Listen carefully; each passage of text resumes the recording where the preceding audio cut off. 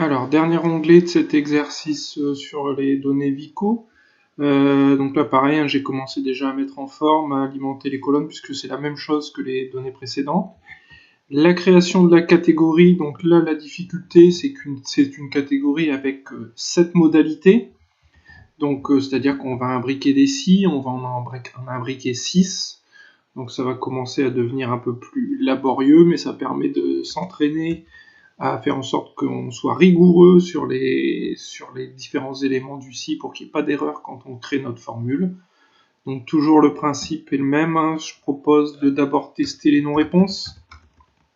Donc je regarde si la modalité de la ligne sur laquelle je suis est égale à non-réponse.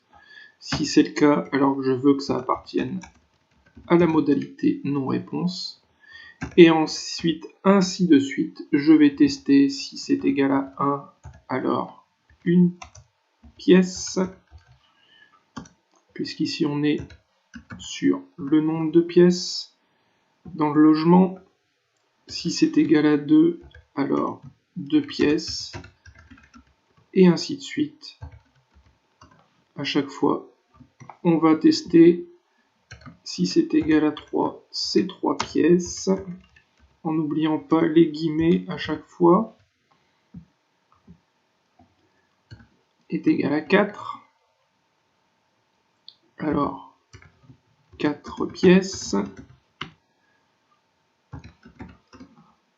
Si c'est égal à 5, alors 5 pièces. Et j'arrive à la dernière modalité. Donc, il n'y a plus besoin de tester. J'ai testé toutes les autres possibilités. Non-réponse, 1, 2, 3, 4, 5 pièces. Et donc, dans tous les autres cas de figure, on sera sur 6 pièces et plus. Donc, le dernier, j'ai pas besoin de mettre de si. Je sais que c'est forcément 6 pièces et plus si on arrivait jusque-là dans tous les si imbriqués. Et ensuite, je ferme mes parenthèses, autant de parenthèses qu'il y a de si. Et je fais entrer, et je tire vers le bas pour vérifier que tout s'est bien passé. Et effectivement, j'ai bien ce qui correspond exactement aux catégories qu'il y a ici. 1, 2, 3, 4, 5 pièces, 6 pièces et plus, et les non-réponses. Donc grâce à ce si imbriqué, vous voyez que si on commence à être un peu habitué, on peut faire ça rapidement.